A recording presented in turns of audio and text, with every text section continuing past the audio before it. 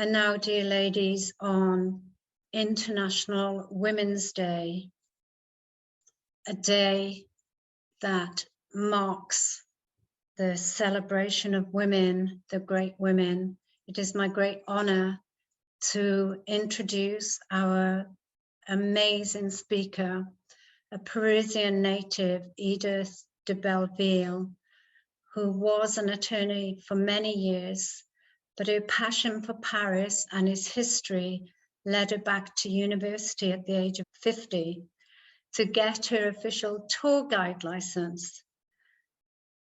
Deeply inspired by Parisian women of the past, Edith decided to write a book in French entitled The Beautiful Rebels of Paris, Belle et Rebelle.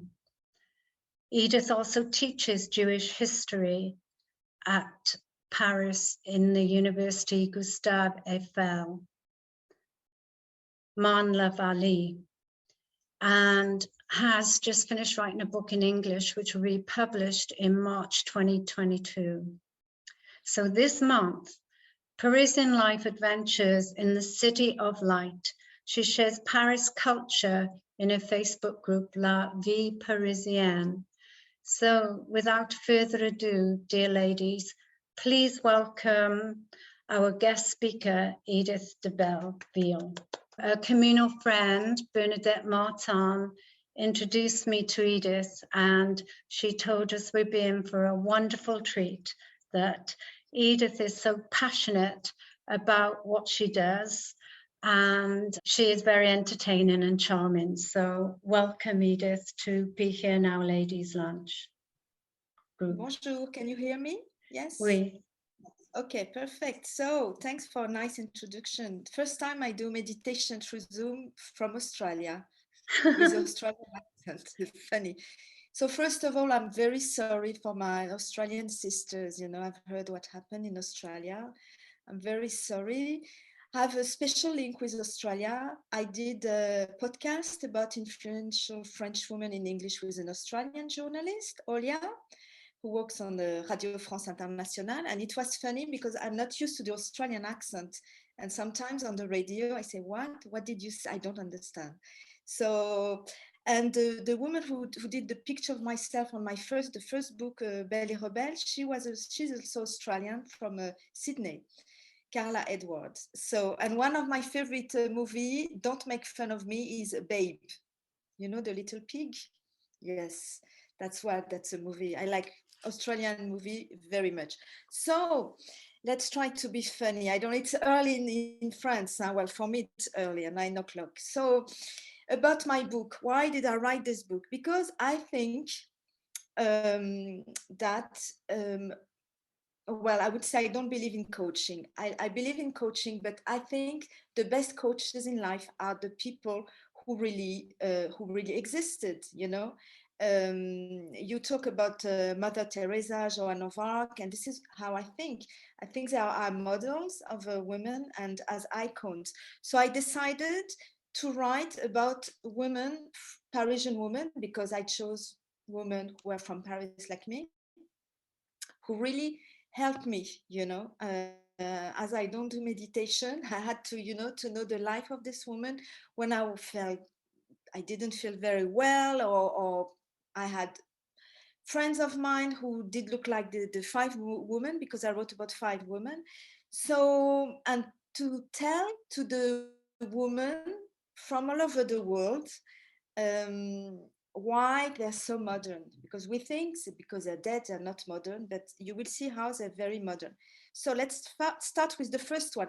You talk about Joan of Arc, and this is a woman who was contemporary about Joan of Arc, but nobody knows. I mean, few people know. C'est Christine de Pisan. Alors, Christine de Pisan, she's from Middle Ages.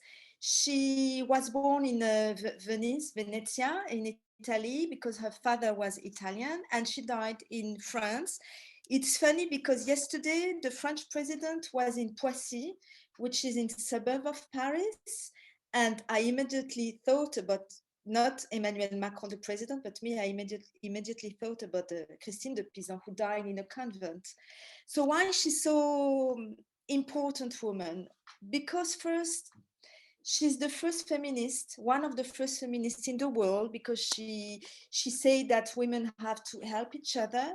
But something happened to her. She's coming from the wealthy family. She married a man who was not rich, but who did belong to the court of Charles V, so an intellectual, and she had children. So she had a normal life of a woman from Middle Ages in Paris, but something happened awful for her. She became a widow with three children, with a grandmother, and with a nephew.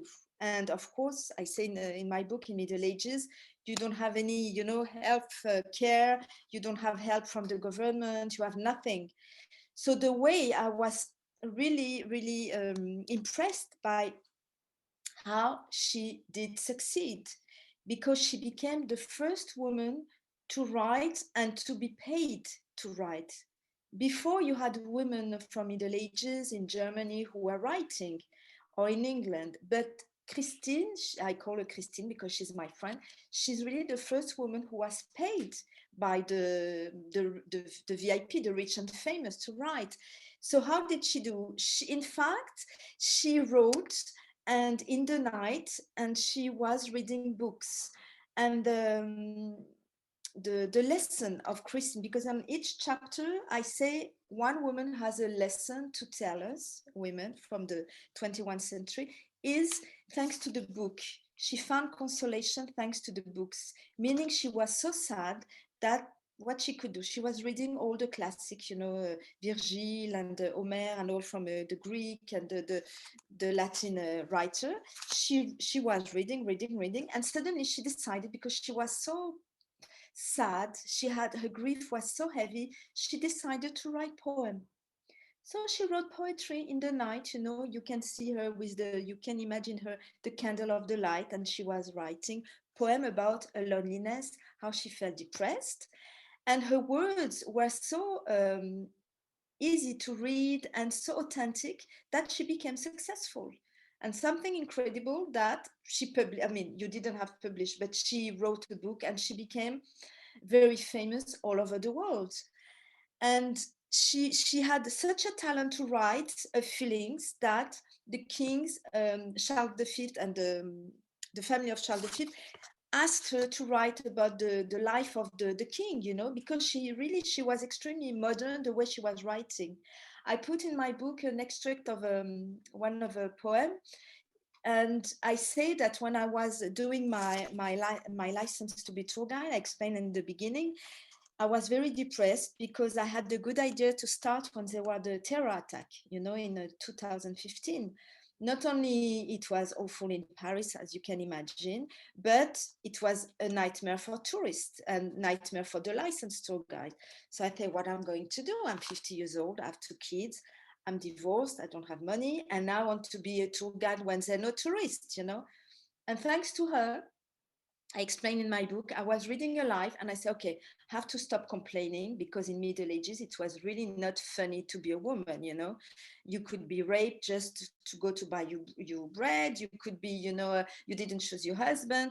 So I really have a great debt for Christine, because she saved me, I say, from a not nervous breakdown, but when I saw all the obstacles she had, and she did succeed, she became the first Western woman to write, to be paid. I said, okay, I stopped complaining, I have to focus on the books. And I had my degree. I'm very proud because I had a very good marks. And believe me, tourism, art history was not my field. My field is labor law, not the art. So just thanks to her, And something very interesting, so I have to show you other pictures. Yes, so the book's very famous because I don't have to talk about myself all the time. I'm not very interesting.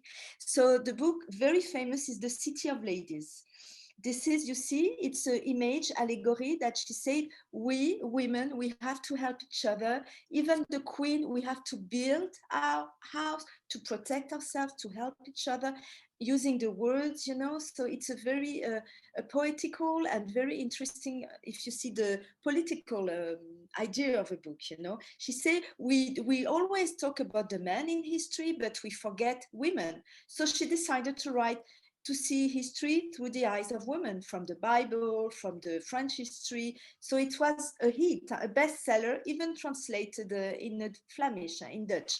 So you can see her with the Isabeau de Bavière, and you see, it's funny, I explained the fashion, you know, in the Middle Ages, you had to have a very white skin and a big forehead because you seemed clever. And what is interesting that I found that you have a vase you say in English, un vase, made by Émile Gallé. Alors, Émile Gallé is a famous Art Nouveau, which is an artistical movement from Europe in 19th century. And I discovered that he made a vase, you know, with solette. And solette, it means in French from Middle Ages, alone, when you're a woman, inspired by the poem I wrote in my book, and which inspired me too, you know. So I said, oh, not only women, but Émile Gallé, who is a very famous artist in Art Nouveau, was inspired by this poetry. And you can see her, you know, with all ladies in a bedroom, talking about, because you had a fight about a very famous book, Le Roman de la Rose, between men, French and English, who were extremely chauvinist, not nice at all with women. And she really took not a pain, but she took, you know, to write, and she wrote a book to say it's an awful book, you know. So she was not only the first feminist to write a book for women, she was the first political journalist, she was a historian, she was really, really, really smart and gifted. But you had the 100 years against English. I'm not going to tell you because we will stay all day about the 100 Years War, but just to tell you that she wrote, peace will come thanks to women. She said, we have always to think, and look what happened now in Ukraine, we have to think about the sister of the warriors, the mothers of the soldiers, the children, you know. And she wrote, La paix viendra des femmes, peace will come from women. She wrote this all the times because she was devastated, because you have to know in 1418 that Paris was invaded by the English and Bourguignons, who were the allies of the English. So it was a chaos in Paris. So she went to Poissy in a convent and she cried and she wrote about peace. And suddenly, guess what happened? 8 May 1429, what happened in Orléans, the city? A young French woman, 17 years old, only took English out of France, of Orléans, Joan of Arc, Jeanne d'Arc. So she was so excited. She said, I knew it, I told you peace would come from a woman. And she even wrote a poem about Joan of Arc. Funny, it's she was, I really liked her. And thanks to the American woman in the 70s that she became well known, because the French, you ask French people don't know her. And it thanks to always like this, always thanks to American women that the French know their history. It's always like this. So Christine de Pizan, it's consolation by the book. Read books, and you will see, you will feel in better shape. Alors, the second one, it's 17th century, Madame de Montespan. Probably, maybe you don't know her, but if you know Louis XIV, you know, I didn't write Louis XIV, the Sun King, Le Roi Soleil. Probably you know who was the Louis XIV, the most glorious king we had in France, that during the golden age of France, which is the 17th century, when people all over Europe had to speak French and not English. So Madame de Montespan was the favorite of the Sun King.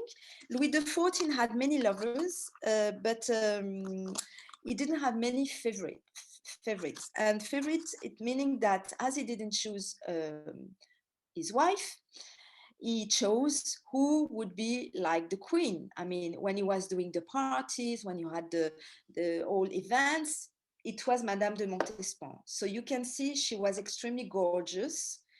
I don't know if you know Brigitte Bardot, the sexy actress, the French. Yes, I see Kim, she's smiling. Yes, you know Brigitte Bardot. She did look like Brigitte Bardot, if you have to, because in 17th century, to be sexy, you had to be blonde, brunette, no way, not nice at all, and to have white skin, because it means you don't work in the fields, you're from nobility, and blue eyes. And she had something extremely precious in 17th century, her teeth, you know, because the hygiene in 17th century in France was not wonderful.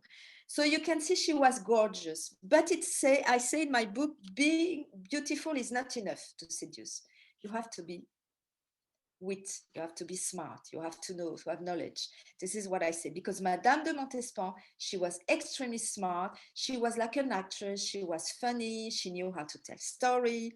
This is how she seduced the king. And she had many children with the king. Few died. And she had to find the nanny to take care about the kids.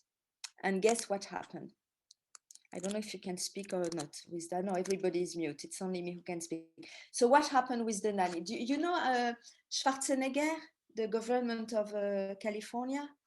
Or Jude Law, the British?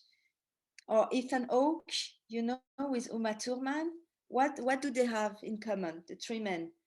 Schwarzenegger, Ethan Hawke, and Jude Law. You don't know the gossip? You don't know nobody guessed on the chat? They all had lovers. They all had affairs with their nannies. Yes. Who say this? Who say this? Me. Yes, Francis. absolutely. They had an affair with the nanny. So what happened? Madame de Montespan, she took another woman, Madame de Maintenon, who was more quiet than her, brunette, but more quiet, very, you know, discreet. And what happened? The king fell in love with the nanny, but he did better than Jude Law, Schwarzenegger, and Ethan Hawke. He married the nanny. So she was not the queen. She didn't have the power. When the first queen died, Marie-Thérèse, the first queen, when she died, he didn't want to get married again. He said, I'm going to marry Madame de Maintenon because I love her. But it was, as we say in French, you know, in English too, morganatic wedding, meaning it's the queen, but she doesn't have the power of the queen. Mm-hmm. So it was a secret wedding. But can you believe it? That's why, you know, I say in my book, when I had children, my husband said, let's take a fille au père. I think it's the same in English. Yes, yeah, no pego. Mm. Yes, and I say no. I say no, Madame de Maintenon. He looked at me weird and he said, what? What do you say? No, Madame de Maintenon. I said, you don't know what happened with Louis XIV and Madame de Maintenon? You know Madame de Maintenon? He said, yes, I know, of course I know her. She's from the Louis XIV court. But you don't know that he married the nanny, so you will fall in love with the nanny and you will tempt me. So no, I don't want fille au père. So ladies, what do you have to learn from Madame de Montespan? If you take a fille au père, take a really ugly one. But even ugly, you know, when you see the nanny of Schwarzenegger, not Schwarzenegger, of the kids, sometimes it doesn't work. But I thought if Uma Thurman and Sienna Miller and Madame Schwarzenegger, if she had known French history, not an au pair woman, never, okay? So that now, the lesson of Madame de Montespan is be smart.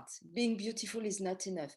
I say feed your brain as you moisturize your skin, you know? Read books, because it's feed your brain is as important as moisturize your skin. This is what I say. What else? Because the Frenchmen, well, I guess older men, they like smart women. Alors, she was a culture minister, Madame de Montespan. So you will maybe won't recognize. So Racine is a theater playwright, very famous. Molière, very famous, that we say the language of Molière, and we say the French. English is language of Shakespeare. German is language of Goethe. Spanish is the language of Cervantes, and we say French is language of Molière. So Molière is the man with the red dress, you know. So we celebrate anniversary. So Molière, very important. So she knew them. They knew her very well, you know. She was receiving Molière, Racine, Lully, the musician, and Jean de La Fontaine in a room, you know, as she was the queen. So she was really the smart woman of the court. And La Sultane was a nickname. and you see Versailles. And really, when you go in Versailles, you have to remind Madame de Montespan, because the golden age of Versailles, when you have the water, the music, the Hall of Mirrors, it was exactly when she was with Louis XIV. After, when he dumped her to go with the sad Madame de Maintenon, Versailles was less funny, you know, and less glorious. Well, there was the wars, but it's really, and I think this is what I said in my book, it's not a coincidence that when there was the brilliant Madame de Montespan, Paris, Versailles was the center of the Western world, because she was there to be the like the queen of the party. Alors, the next one, I go fast, Josephine de Beauharnais. We should call her Josephine, alors Rose de Beauharnais or Josephine Bonaparte, but Josephine de Beauharnais, it's a weird name because her last husband was not Monsieur de Beauharnais because she was a widow, but Monsieur Napoleon Bonaparte. I presume everybody knows Napoleon Bonaparte. So, alors Josephine, what can she teach us? She can teach us to be sweet, always. Even when you don't want to be sweet and you want to shout. Everything she did, Josephine, she did it on a very nice way. She really, and she had many, many obstacles you cannot imagine. I did, in fact, if you're interested, I did a podcast with my Australian friend. So I will give you the name if you want to hear it. 20 minutes, you know, and I tell more about them in English if you're interested. But Josephine, she's incredible because she was sweet. And with Napoleon, believe me, Napoleon was not a sweet man. Huh? So this is how she seduced him. This is how she was seducing everybody. She never shouted. She was extremely nice. And, you know, she was doing something that's very useful. When you fight with someone, it happens to me a lot. When, you know, somebody was not very nice with him, sometimes I want to, you know, send text message or call and be aggressive. And in my mind, I say, don't do this. Do like Josephine. What she was doing. Because believe me, many people were not nice with her, especially when Napoleon divorced with her, you know, she became, people didn't care about her. She didn't talk to the people, you know, she say, okay, I move forward. I don't want to be, you know, to be bitter. And she didn't shout and she forget the people. And really, I think it's the best things to do in life. Forget the bad people and move forward. She always did this. So she became Empress in 1804, which is something important. So this is the painting. If you go in Le Louvre or in Versailles, you have, it's a huge painting of Napoleon and Josephine, you see. She became Empress, she had money, and she was still nice, you know. She had a way to speak, always polite. She was polite with everybody. We say in, how do you say in English? A gentlewoman, you say this in English? You say gentleman for a man, but do you say gentlewoman for a woman? No, you don't have this word in English, yes. So she was like this and always sweet. And I explain in my book, when I had a fight with a boyfriend, I did what she did with Napoleon. I kept my dignity because she was really humiliated. You can imagine when Napoleon said, I'm going to dump you because you cannot have kids and I'm going to take a younger one, Marie-Louise. She was humiliated in front of everybody. And everybody said she kept her dignity. She was very beautiful. She was crying. But even when she was crying, she was beautiful. You know, she was a bit comedian. But important, even when you think you're humiliated, think about Josephine, because what can be worse in life to be humiliated by Napoleon Bonaparte? Alors, Malmaison, it's the place where she lived when she divorced. I mean, divorced legally. Sorry, I'm still a lawyer. There were no divorce with Napoleon because Napoleon didn't like women at all. Huh? We always learned when we're lawyer in the French school, Napoleon Code is wonderful. It is wonderful. It's true. It's wonderful. Napoleon Code that you have all the family law in South America is French from the Napoleon Code. But when you're a woman, it's not wonderful at all. Not at all. So it was a separation. Anyway, she was living in Malmaison.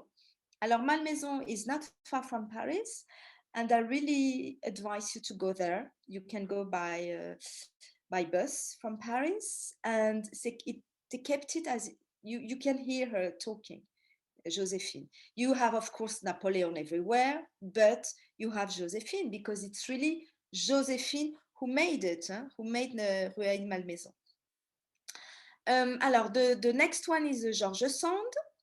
Alors, George Sand, she's not very well known by her books, but she's well known by her love life because she was a lover. I put you the name Frédéric Chopin, the Polish piano composer that I suppose you know, and not Delacroix, but Musset, who is a very famous poet. But Chopin is more well known. So when you read about Frédéric Chopin, you realize that he wrote most of his masterpieces were written when he was with George Sand. Alors, George Sand, she's well known in France because she was wearing trousers. And you have to realize that in 19th century, it's really not the golden age for women in France. Wearing trousers was forbidden. You could go to be on custody. Jail, no, but on custody, yes. You could wear trousers only for two things. If you were riding horses or bicycle, or for medical reasons.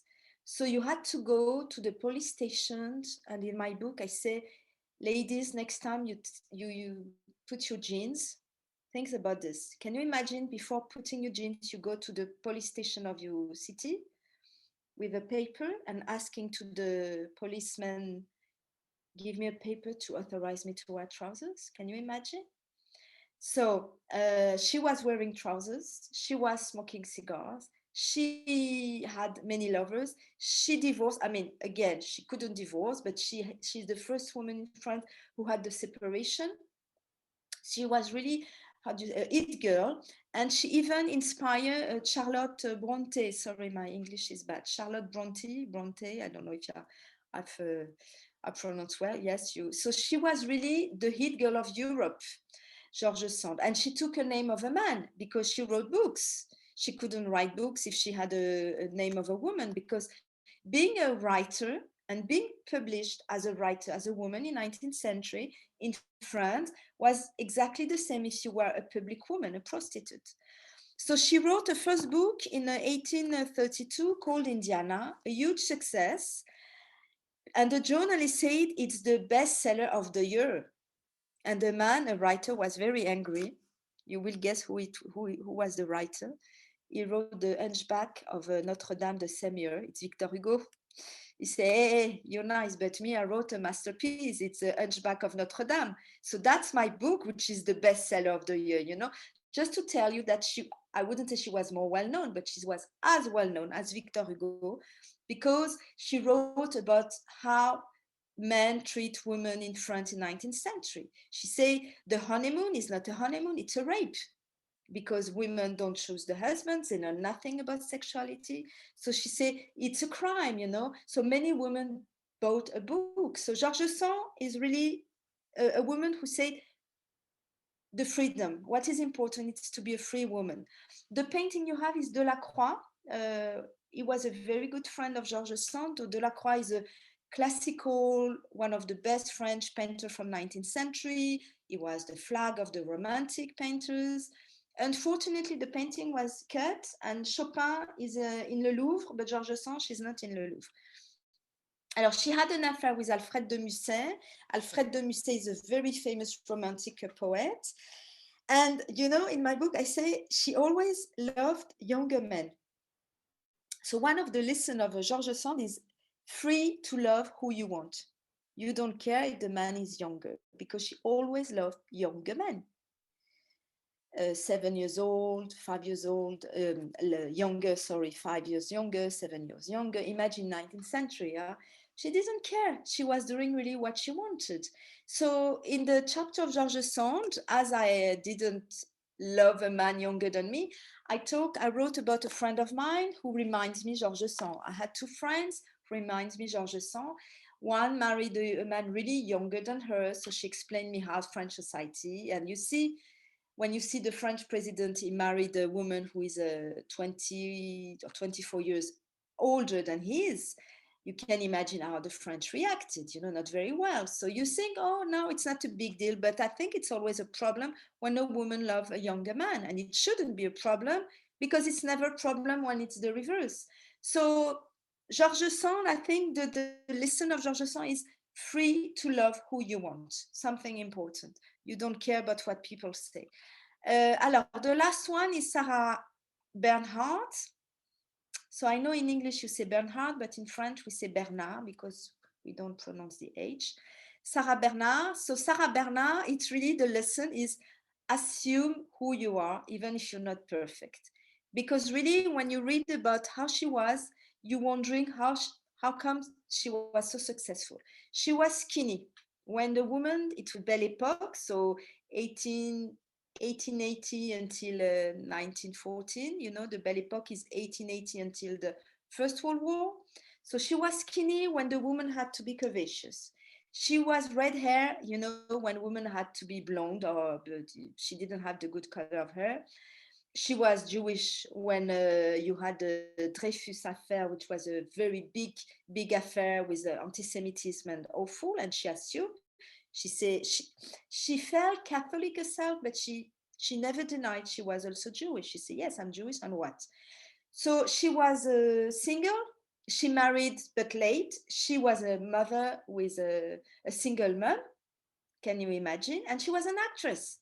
So she had all, everything wrong to be, the hit girl. And she became the hit girl because I think this is what she decided. She said, I will do what I want in life and I will assume who I am.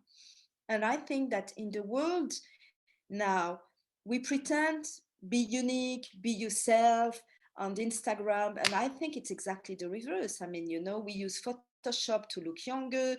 We want to be slimmer. We want to, and my model was Sarah Bernard. I tell you why, because I started to be tour guide. I was not a spring chicken. I like this expression. I learned from an English man who told me, you're not a spring chicken.